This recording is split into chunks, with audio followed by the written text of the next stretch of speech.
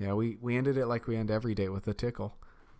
The best way to bet the NFL is win totals. In this win projection series, you'll get to see the logic behind Big Ryan the Fat Guy's win total projections and how you can win whatever contest you decide to enter for the 2018 NFL season. Fat Guy, it's the Patriots. It's the same every year. They won 13 games again. Is there anything else to say? It's the same every year. Well, they didn't win the Super Bowl, so I guess that's notable. They did go, though. When's Tom Brady retiring? If I wore the same thing he wore to the Met Gala, I'd retire tomorrow. But don't ask me, ask his wife when he's retiring. Now, the head coach, you might have heard of him, Bill Belichick.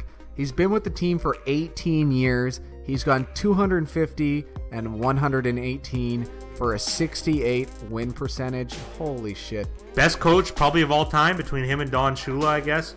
I don't really know. I wasn't around in the 70s. He's the best there is, maybe the best there ever will be. Bill Belichick is a stud, and it's not going to change this year.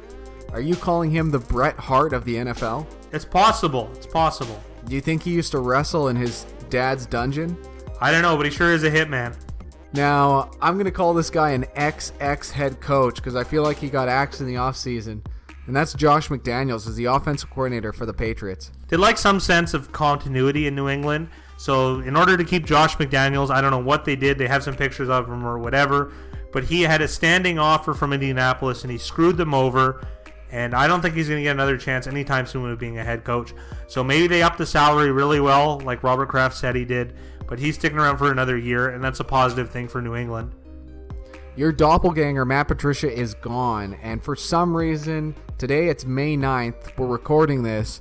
The defensive coordinator position is vacant. They don't have a defensive coordinator yet. Is it that Brian Flores guy? It probably is. I mean, his name was bandied about as far as head coaching candidates. But that could be a Rooney Rule type thing, so who knows. But as far as defense is concerned, Bill Belichick was a defensive coordinator for the vaunted New York Giants defenses of the 80s. So I'm sure that any defense that they do implement definitely has Belichick's hands all over it. It's kind of been the MO of the Patriots, just add whoever to their roster and to still be good. So I'm going to run over this list of players. What does MO stand for? I have no clue. Morning over? Modus operandi. Thanks for showing up. Yeah, no one else knows that. Congratulations, fat guy. Danny Shelton, defensive tackle. Formerly of the Browns. Oddly enough, the Patriots seem to repurpose Browns players. I think this is a good move for the Patriots. He takes up a lot of space. I just like those Polynesian, Maori, native, whatever the hell you want to call it, Islander guys. They just seem to be tough, and they just seem to be net relentless. So I'm big on Danny Shelton. I quite like him, and I think they're going to find a way to make it work. It's easy to take guys off the Browns because every year's a fire sale. Who wants the last guy? That's true. It's true. No one, if you're taking over a team, you don't want any of the guys had before. Yeah, so then you just repurpose your team and be bad every year. So the Patriots are essentially drafting in the first round every 3 years by just taking Browns players. Correct. Another trade they made was for tackle Trent Brown from the San Francisco 49ers. Another sneaky good pickup. The 49ers kind of surprised everyone and took McGlinchey out of Notre Dame in the first round. So it kind of put Trent Brown's job in jeopardy. I wasn't sure how they were going to fit him all in. And this is how they traded Trent Brown to the Patriots, who I think got a smoking good deal on him. So the interesting thing is I almost wonder is this retribution for the second round pick for Jimmy Garoppolo trade? Who knows? So I scratch your back, you scratch mine. But I think he's going to fit in nicely for the Patriots this year. That was a very good point, fat guy. They also traded for cornerback Jason McCourty. Yeah, from the Browns. 0-16 Browns. So now they got two guys named McCourty that look exactly alike. Coincidence? I'm not sure. At defensive end, they added Adrian Claiborne. Another sneaky good pickup. Like, these players are all decent. They all can play. And now they're playing for the Super Bowl, Super Bowl bound Patriots perhaps. And drafting Sony Michel was a nice pickup that I really liked. They also added incumbent running back Jeremy Hill. A lot of people are negative on him. I don't see what the problem is. Well, he's not so bad. He's not so good either. Jeremy Hill at LSU, then went to Cincinnati, and now kind of lost his job to Joe Mixon more or less last year. But that backfield is so crowded, I'm not really sure how it's going to shake up. So for you fantasy guys here, do what I always do every year and just avoid running backs in New England. At O-line, they added Matt Tobin as well as Luke Bowanko. This is going to be minimal impact, I imagine. At wide receiver / special teams, they added Cordarrelle Patterson. This is a unique move for the Patriots. You don't see this very often. Well, they don't really have any returners these days. And Cordell Patterson, if they can resurrect some of his special teams prowess, that'll alone be worth the signing in itself. At tight end, they brought in a receiver at Troy Nicholas. Yeah, he's a receiving tight end to a point. He played in Arizona, but I'm not going to expect too much. You still have Gronkowski there and Dwayne Allen. They also brought in a receiver who had an extremely efficient and effective first 2 years in Jordan Matthews. Yeah, in the first 2 years. Then in the third year, he had an inefficient year for sure. That's why he bounced around 2 teams. So I don't even know if Jordan Matthews is going to make the team necessarily, but nothing can surprise me with the Patriots. If he made it and was starting, that's a possibility too.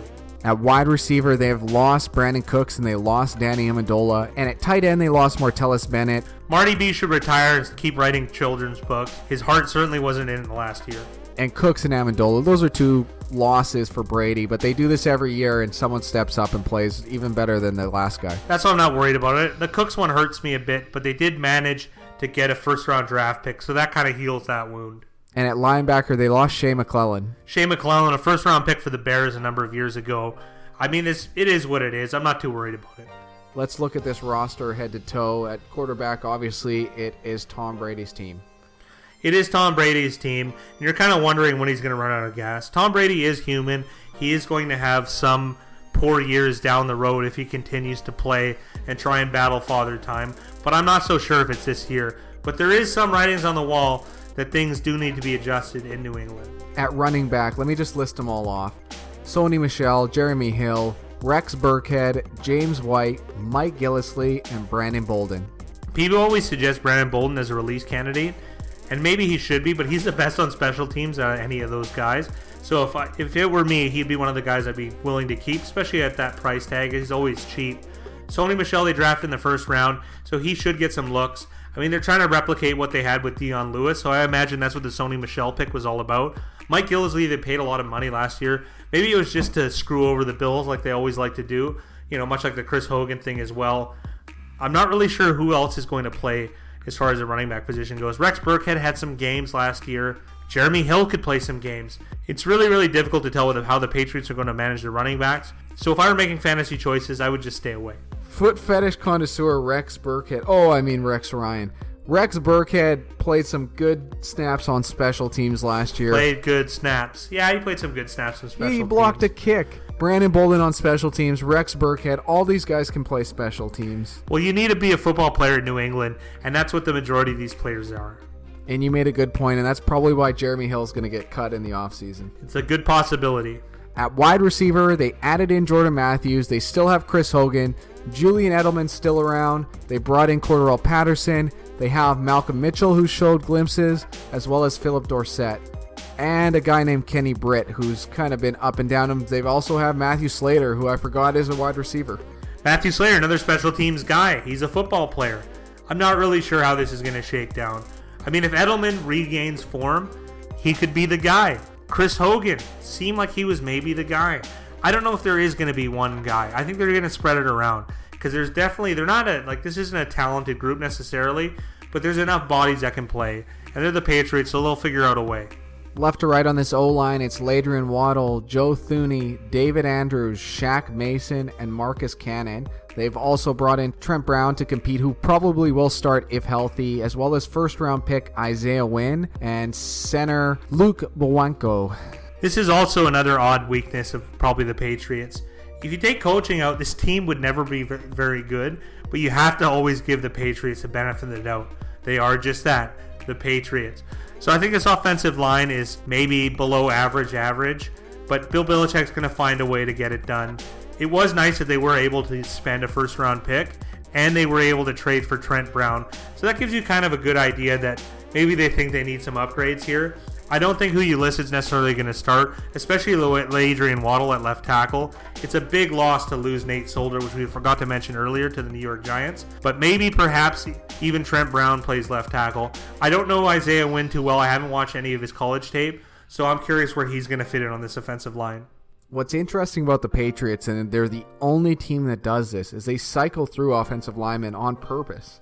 It's kind of odd. If they're run block specialists when they get on the field, it almost tips your hand to the other team that you're probably going to run it, but then it opens it up that you can pass when they're on there, so you can play that whole leveling mind game with them.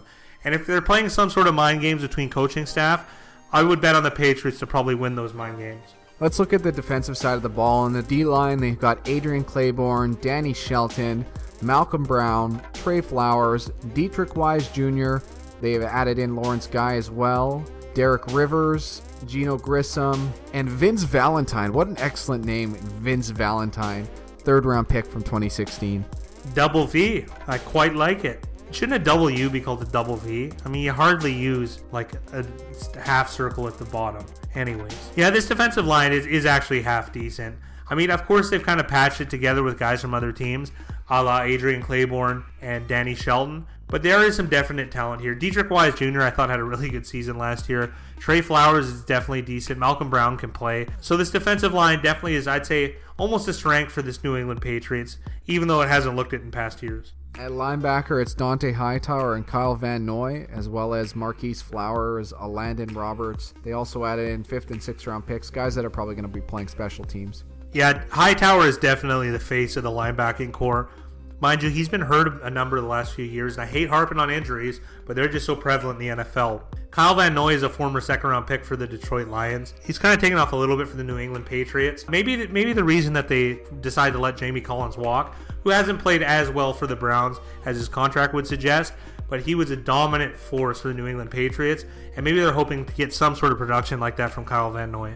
At cornerback, they added in a second-round pick in Duke Dawson, but it's pretty solid in Jason McCourty, Stephon Gilmore, Eric Rowe, and then let's add in the safeties there because these guys play too. Jerron Harmon, Devin McCourty, and Patrick Chung. This secondary is actually pretty decent. Bill Belichick commands a lot from his secondary, though, especially his cornerbacks. That's why a lot of the Super Bowl teams feature strong cornerback play, kind of like when they had Darrelle Revis and Brandon Browner. I mean, those guys kind of only played for the one-off season. They lost Malcolm Butler this year, but he was also a healthy scratch in the Super Bowl, so there's some sort of controversy there, no less. Eric Rowe is a former second-round pick for the Philadelphia Eagles, I believe. Stephon Gilmore is one of the better cornerbacks. He played for the Bills. Another guy they poached from the Bills. They added a second-round pick, but the Patriots historically miss on drafting cornerbacks, so I'm always skeptical when they do. They have the McCourty brothers and Jerron Harmon. So this secondary is a reasonable group. Definitely one of the stronger points of the Patriots.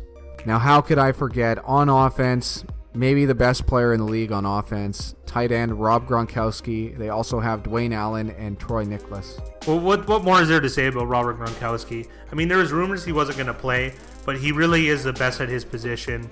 He's unbelievable. I would want him on my team at any moment, at any time. He can block, he can pass, he can do it all.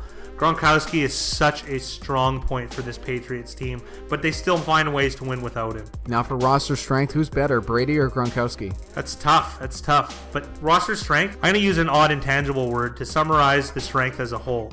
Versatility. The Patriots can beat you any which way, and they can stop you in almost the same fashion. The Patriots are versatile. They have pure football players, and as they have it, it's the Patriot way. What's the biggest roster weakness? I'm a little worried about this offensive line. It seems thrown together, and they have tried to address it, so it means they're probably worried about it too. I'm not sure how it's going to shake out.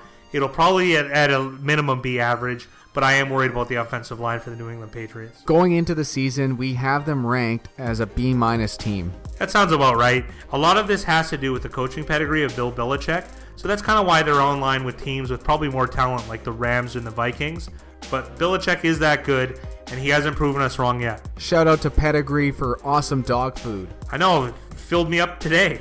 We have them winning 9.9 games, and the over-under is 10.5. Fat Guy, are we crazy enough to bet the Patriots under 10.5 wins? No, I know I'm being boring conservative. I mean, you can if you want. There is a slight edge on the under, but I'm just going to sit and wait it out. But I do kind of feel like this one's going under. Hit the like button if you agree with Big Ryan the Fat Guy. Give us a comment below with how many games you think the Patriots will win in 2018. I bet you most of you think it's more than 9.9, so let us know below. And subscribe for more NFL projections.